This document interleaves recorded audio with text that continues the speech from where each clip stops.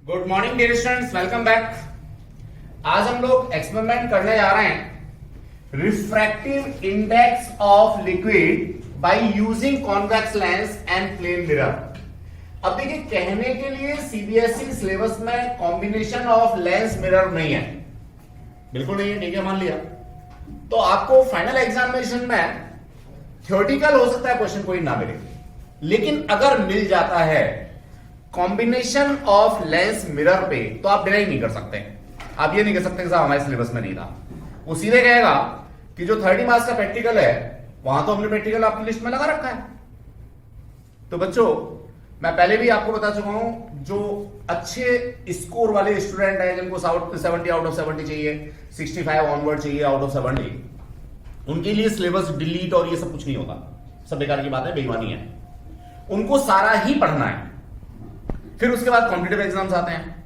हमारे फिजिक्स के सारे टॉपिक एक दूसरे के साथ इस तरीके से लगे हुए हैं कि अगर हम एक टॉपिक को स्किप करते हैं तो नो डाउट दूसरे टॉपिक में प्रॉब्लम आती है। तो सिलेबस हटा दिया, कम कर दिया, ये तो सिर्फ भीड़ को कम करने के लिए कि अगर मान लीजिए ज्यादा बच्चे फेल हो गए तो अगले साल स्कूलों में जगह नहीं है, भैया कहां में डालेंगे। बड़ी सिंपल सी बात है। तो इसलिए सबको पास करना है। ऐसे मान लीजिए इसके लिए सिलेबस रिड्यूस किया, ये किया, वो किया, लेकिन जो क्रीम है, जो 70 आउट ऑफ 70 वाली क्रीम है, उसके लिए कोई डिलीशन नहीं है। तो मैं ये आपको छोटी सी बात कहना चाहता हूं कि ये एक्सपेरिमेंट जब हमारे सिलेबस में है तो इससे रिलेटेड न्यूमेरिकल हमसे अगर फाइनल एग्जाम में वो पूछ लेता है तो हम उसको आउट ऑफ सिलेबस नहीं कह सकते। बस इतना बताना चाहता हूं। डियर स्टूडेंट्स, यहां देखें, हमें रिफ्रैक्टिव इंडेक्स निकालना है। किसका निकालना है? लिक्विड का निकालना है। तो अब लिक्विड कोई ना कोई हम लोगों को क्या करना होगा? सेलेक्ट करना होगा। तो नॉर्मली हम लोग यहां वाटर सेलेक्ट करते हैं। अब वाटर में भी डिस्टिल वाटर है, टेप वाटर है, या सॉल्टी वाटर है, सी वाटर है। अब मान लीजिए बॉम्बे में कोई रह रहा है, कलकत्ता में रह रहा है, तो वो तो समुद्र का पानी यूज करेगा। दिल्ली में रह रहे हो तो आप जो है ना टेप वाटर यूज करोगे, व्हाटएवर सो। और अगर किसी अच्छी लैब में हो तो आप डिस्टिल वाटर यूज करोगे। तो वैसे ये जो एक्सपेरिमेंट डिजाइन किया हुआ है वो डिस्टिल वाटर के लिए है। अब आप टेप वाटर यूज करते हो या डिस्टिल वाटर यूज करते हो, सबकी रिफ्रैक्टिव इंडेक्स तो अलग अलग होगी, ये तो बात जानते ही हो आप लोग। लेकिन माइन्यूट डिफरेंसेस आते हैं डेसिमल के थर्ड प्लेस पे जाकर के। कहने का मतलब, आप कोई भी लिक्विड यहां यूज करते हो, आप वाटर यूज कर सकते हो, ऑयल यूज कर सकते हो, ग्लिसरीन यूज कर सकते हो, कुछ भी यूज कर सकते हो, इट्स योर चॉइस, क्योंकि उसने यहां पे लिक्विड स्पेसिफाई नहीं किया। कॉन्वेक्स लेंस आपने यूज करना है और एक प्लेन मिरर आपने यूज करना है। एक्सपेरिमेंटल सेटअप ये डायग्राम से देखते हैं। ये हमारे पास डियर स्टूडेंट्स कोई रिजिड सपोर्ट है। इस रिजिड सपोर्ट के ऊपर हम लोगों ने ये मिरर प्लेस किया हुआ है। ये मिरर है। कैसा मिरर है? प्लेन मिरर है। अब इस प्लेन मिरर के ऊपर हम लोगों को ये कॉन्वेक्स लेंस रखना है। एक बार रखना है विदाउट लिक्विड और एक बार रखना है आफ्टर पोरिंग हियर लिक्विड। दो बार हम लोगों को इसको रखना है। दोनों फिगर अभी नीचे दिखा देंगे आपको अलग अलग करके। अब डिस्टेंस इसमें हो क्या रहा है समझिए। यहां जानबूझ करके थोड़ा सा गैप आपको दिखाया हुआ है, वो इसलिए कि इमेज फॉर्मेशन क्लियर हो जाए। देखिए, जो रे ऊपर से आएगी वो निश्चित रूप से आफ्टर रिफ्रैक्शन बाहर निकलेगी, इस मिरर से टकराएगी। अब मिरर से अगर पैरेलल रे आकर के टकराती है तो ऑब्वियसली सेम पाथ को ट्रेस करेगी, और अगर किसी एंगल पे आगे टकराती है तो भैया इंसिडेंट एंगल, रिफ्लेक्टेड एंगल, ये वाला कॉन्सेप्ट लेकर के जो लॉज ऑफ रिफ्लेक्शन है उनके बेसिस पे बाहर जाएगी। तो यहां तीनों दिखा रखी है हमने। ये नॉर्मल टू सरफेस है तो सेम पाथ को ट्रेस करके वापस चली गई है। ये पर्टिकुलर किसी एंगल पे यहां पे आई थी तो ये अपना I इक्वल्स टू आर, यानी angle of incidence equals to angle of reflection से पास होकर चलेगी। लेंस के थ्रू दोबारा से इसने रिफ्रैक्शन लिया और इमेज फॉर्मेशन इसने अपना कर लिया। तो डियर स्टूडेंट्स, आप बिल्कुल ऐसे मान लीजिए कि जब आप ये मिरर नीचे लगा रहे होते हो तो ये उन्हीं रेज को रिवर्स कर देता है और इमेज फॉर्मेशन आपको दे देता है। अब इमेज फॉर्मेशन यहां सिंगल पिन से ही आप लोगों ने करना है। तो यहां पे अपना एक पिन लगाओगे और इस पिन का इन्वर्टेड इमेज इसी के ऊपर आप लोगों को मिल जाएगा। अब डिस्टेंस, अगर ये डिस्टेंस आपकी फोको लेंथ f के बराबर है, यानी आपने फोकस पर अपना ऑब्जेक्ट प्लेस किया है, तो obviously after refraction through lens ये पैरेलल रे हो जाएंगी। पैरेलल रे हो जाएंगी तो आफ्टर रिफ्लेक्शन, कहां से? मिरर से। आफ्टर रिफ्लेक्शन उसी पाथ को ट्रेस करके वापस लौट जाएंगी। तो नॉर्मली हम लोग सीधे सीधे इस पिन की हेल्प से इस लेंस का या यहां लिक्विड डालने के बाद कॉम्बिनेशन ऑफ लेंस का फोकस निकालते हैं। तो यहां दो फोकस हम लोग निकालते हैं, एक बार निकालते हैं सिर्फ लेंस का और एक बार हम लोग निकालते हैं ये एक लेंस हो गया, दूसरा लेंस हमारा ये बना किसका, लिक्विड का। पानी डाला है तो पानी का लेंस बन गया। पानी के लेंस की शेप क्या होगी, पानी के लेंस की शेप होगी भैया प्लेनो कॉनकेव, इस तरह की शेप होगी। तो डिस्टेंस दो बार फोकस हम निकालेंगे और एक बार विद वाटर। दोनों लेंसेज की फोको लेंथ प्रैक्टिकली निकालने के बाद हम लोग लेंस मेकर फॉर्मूले को यूज करेंगे और इजीली यहां से रिफ्रैक्टिव इंडेक्स ऑफ वाटर निकाल पाएंगे। कैसे निकाल पाएंगे ये समझिए। अभी तक मेरा जो टारगेट था वो सिर्फ ये था कि आपको इमेज फॉर्मेशन क्लियर कर दूं कि इमेज फॉर्मेशन कैसे होता है। ये एक इमेज फॉर्मेशन हमने दिया हुआ है। दूसरा इमेज फॉर्मेशन हमने थोड़ा सा ये अलग करके यहां दिखाया हुआ है कि फोकस पे रखे हुए ऑब्जेक्ट की जो रेज हैं वो after refraction parallel to principal axis हो जाती है। ये मान लीजिए फोकस पे रखा हुआ है तो ये आने वाली जो रेज हैं रिफ्रैक्शन के बाद क्या हो जाएंगी, पैरेलल हो जाएंगी। पैरेलल किससे पैरेलल हो जाएंगी, जो प्रिंसिपल एक्सिस है उससे पैरेलल हो जाएंगी। पैरेलल रेज जाकर के अगर मिरर से टकराएंगी तो सेम पाथ को ट्रेस करके ये वापस लौट जाएंगी और उसका इमेज फॉर्मेशन इसी के ऊपर हो जाएगा। पहले केस में हमने यहां थोड़ा सा गैप लेकर के आपको समझाने की कोशिश की है। दूसरे केस में हमने डायरेक्टली मिरर के ऊपर प्लेस कर दिया है अपने लेंस को, तो यहां बीच का जो गैप है वो हम लोगों को दिखाई नहीं पड़ रहा। बाकी इमेज फॉर्मेशन जैसे पहले हुआ था वही इमेज फॉर्मेशन होगा। तीसरा जो हमारा डायग्राम है, अब ऊपर वाले को ही मैं यहां कंसीडर कर लेता हूं। देखेंगे यहाँ पे शेडेड दिख रहा है, तो ये हमने यहाँ पे वाटर डाला हुआ है। वाटर डालने के बाद में इतना गैप तो नहीं आएगा, नो डाउट ये पॉइंट तो यहाँ पे टच ही कर जाएगा, लेकिन वाटर को शो करना था इसलिए थोड़ा सा हमने इसको शेड करके और थोड़ा ऊपर करके दिखाने की कोशिश की है। तो डियर स्टूडेंट दो बार फोकल लेंथ हम निकालेंगे, एक बार सिंगल कॉन्वेक्स लेंस की, दूसरे बार कॉन्वेक्स लेंस के साथ concave plano concave water lens की। डियर स्टूडेंट्स ये इमेज फॉर्मेशन को और क्लियर करने की कोशिश की है कि अगर हमारा मान लीजिए पैरेलल रेज नहीं है तो क्या होगा। निश्चित सी बात है, अगर ये मिरर यहां पे ना होगा, it's just for your concept, ये मिरर अगर यहां पे नहीं होगा तो हमारा ये यहां क्या बनना चाहिए था, इमेज बनना चाहिए था। लेकिन अगर बीच में किसी भी जगह पे मैंने प्लेन मिरर लगा दिया तो ऑब्वियसली ये जो मेरा पॉइंट है ये एज ऑब्जेक्ट बिहेव करेगा इस मिरर के लिए और इस ऑब्जेक्ट की इमेज मेरे को वापस मिलेगी। आगे हम लोग बढ़ते हैं। डियर स्टूडेंट्स यहां पे एक दूसरा एस्पेक्ट लिया हुआ है, इसकी जरूरत अभी आप लोगों को यहां नहीं है। अब ये वेरिएबल डेफिनेशन हमने सबसे पहले एफ फोकल लेंथ ली है किसकी, कॉम्बिनेशन की, जिसमें हमारा कॉन्वेक्स लेंस है as well as plano concave जो वाटर का लेंस है वो है। फॉर्मूला हमने डाला 1/f equals to 1/f1 plus 1/f2। ये फॉर्मूला हमने इसलिए यूज किया कि हमने अपनी इमेज में यहाँ पे कोई गैप नहीं रखा है, दोनों लेंस हमारे एक दूसरे से टच हैं। अगर एक दूसरे के साथ में टच नहीं होते, एक स्मॉल डिस्टेंस d के साथ सेपरेटेड होते हैं तो फॉर्मूला चेंज हो जाता है, सबको पता है। तो आप लोगों को ये जो जनरल वाला फॉर्मूला है जिसमें ये टच कर रहे होते हैं वही फॉर्मूला यूज करना है। यहां से जो हमारा वाटर के लेंस की फोको लेंथ है जिसको हम f2 कह रहे हैं, वाटर के लेंस की फोको लेंथ है जिसको हम लोग f2 कह रहे हैं, इस f2 को हमने इस फॉर्मूले में यहां सेपरेट किया है। That is equals to 1/f minus 1/f1, where 1/f is the focal length of combination and 1/f dash f1 is the focal length of convex lens। तो डियर स्टूडेंट कॉन्वेक्स लेंस की focal length आप यहां से इस तरह से निकालेंगे कोई जरूरी नहीं है, आप जो पहले एक्सपेरिमेंट करके आए हैं उस तरीके से भी आप ये सिंगल लेंस f1 की फोकल लेंथ को निकाल के दे सकते हैं।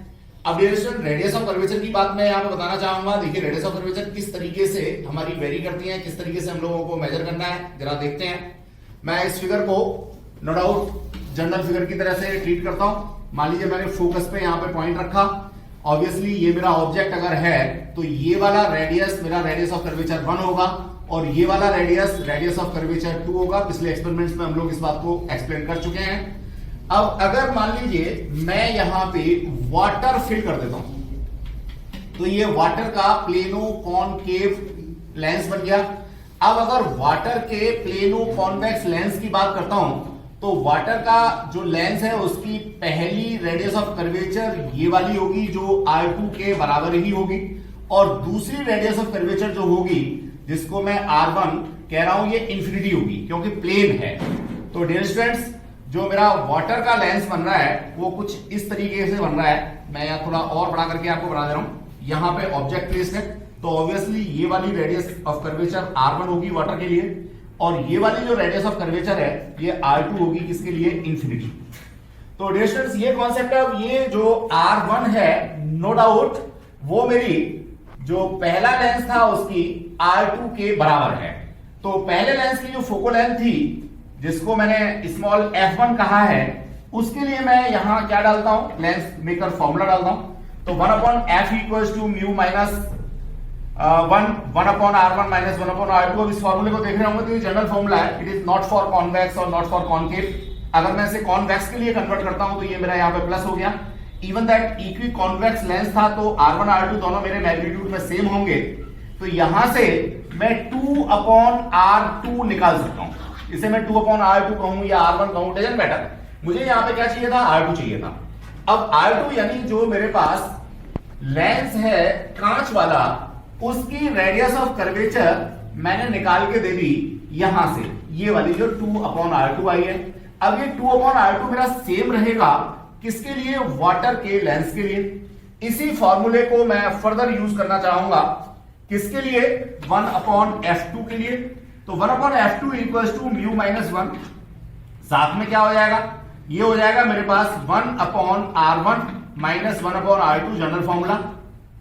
इस पर्टिकुलर लेंस के लिए अगर मैं इसको कन्वर्ट करता हूं तो पर्टिकुलर लेंस के लिए कन्वर्ट होकर के आएगा, पहली बात तो यहां प्लस, और दूसरी बात ये जो R1 है ये इंफिनिटी है, मैं पहले आपको एक्सप्लेन कर चुका हूं। सिर्फ मेरे पास ये बचेगा 1/r2, 2/r2 मैं पहले निकाल चुका हूं, इसको 1/r2 में कन्वर्ट करके यहां पे प्लेस करूंगा। 1/f2 ये मैं ऑलरेडी निकाल चुका हूं, म्यू मैं यहां से कंप्यूट करके दे सकता हूं। तो जो मिरर फॉर्मूला है वो मेरे को एक बार ग्लास लेंस जो कि मेरा कॉन्वेक्स है या डबल कॉन्वेक्स है उसके लिए यूज करना है। दूसरी बार मेरे को सेम फॉर्मूला यूज करना है कॉनकेवो प्लेनो वाटर लेंस के लिए। वाटर लेंस की फोकल लेंथ मैं इस कॉम्बिनेशन की हेल्प से निकालूंगा जिसको मैं 1/f2 कह रहा हूं। तो डियर स्टूडेंट्स, ये कॉन्सेप्ट है। बाकी लैब में अभी हम लोग जब काम करेंगे तो और अच्छे से क्लियर मैं समझता हूं हो जाएगा। थ्योरेटिकल पोर्शन है, सारी चीजों को हमने यहां पे दिखा रखा है, और फाइनली आपका जो रिजल्ट आना है वो भी मैंने यहां मेंशन कर रखा है। म्यू इक्वल्स टू 1/1.3 यानी 1.33 आएगा। अब वाटर आप टेप वाटर लोगे तब भी लगभग यही निकल के आएगा। आप अगर सॉल्टी वाटर लोगे यही निकल के आएगा, क्योंकि जो रिफ्रैक्टिव इंडेक्स में चेंजेस आते हैं वो डेसिमल के 3rd प्लेस ऑनवर्ड आते हैं। आपको अगर डेसिमल के 2nd प्लेस तक भी आंसर देते हैं तो चलेगा। तो ये कॉन्सेप्ट है, बाकी की बात अभी एप्रेटस के साथ हम लोग करते हैं। स्टूडेंट्स, अभी हम लोग हैंड्स ऑन करने जा रहे हैं रिफ्रैक्टिव इंडेक्स ऑफ वाटर। तो रिफ्रैक्टिव इंडेक्स ऑफ वाटर हम फाइंड आउट करना चाहेंगे with the help of convex lens and as well as mirror strips. तो जैसा आप देख रहे हैं ये हम लोगों ने अभी साफ करके इनको रखा हुआ है। तो जितना मिरर स्ट्रिप्स आपकी क्लियर होंगी, जितना लेंस आपका क्लियर होगा, उतनी ही आसानी से इमेज फॉर्मेशन आपका हो जाएगा। डियर स्टूडेंट्स, ये मेरे पास एक चौड़ी स्ट्रिप नहीं थी तो मेरे को नो डाउट 2 स्ट्रिप्स को यूज करना पड़ रहा है। तो आप अपने लैब में सिंगल स्ट्रिप को यूज करेंगे, कंपैरेटिवली चौड़ी होगी। आप यहां से ये दोनों प्लेस कर देंगे डियर स्टूडेंट्स इस तरीके से। अब मैं यहां देख पा रहा हूं कि जो मेरे पास ये ऑब्जेक्ट पिन है, इस ऑब्जेक्ट पिन का इमेज मेरे को मिरर के अंदर दिखाई पड़ रहा है। अब इसके बाद मेरे को सिंपली क्या करना है, अपने लेंस को लेना है, और लेंस की रफ फोकल लेंथ मेरे पास पहले से ही डिटरमाइंड होगी, जैसा मैं बता चुका हूँ प्रीवियस एक्सपेरिमेंट्स के अंदर।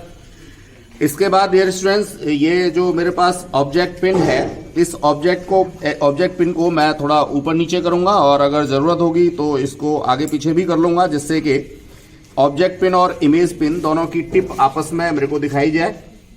इवन दैट जो मेरा आई का लेवल है मैं उसको भी अपराइट इधर उधर कर सकता हूँ, क्योंकि मेरा जो टारगेट है वो सिंगल पिन से इस पिन का इमेज फॉर्मेशन इसी पिन के ऊपर करना है। तो मैंने टिप्स को तो मिला दिया, लेकिन अभी पैरेलैक्स इसमें है, तो पैरेलैक्स को रिमूव करने के लिए मैं नो डाउट इस पिन को थोड़ा नीचे या ऊपर ले जाऊंगा। डिस्टेंस मेरे को देखना ये होता है कि मेरी जो ऑब्जेक्ट पिन है वो तेजी से मूव कर रही है या इमेज पिन तेजी से मूव कर रही है, उसी के अकॉर्डिंग अपनी पिन को मेरे को सेट करना होता है। यहाँ भी हमें ये बात ध्यान रखनी है कि जो हमारी ऑब्जेक्ट पिन है इसके ऊपर प्रॉपर लाइट हो। इवन मिरर के ऊपर प्रॉपर लाइट ना हो तो चलेगा।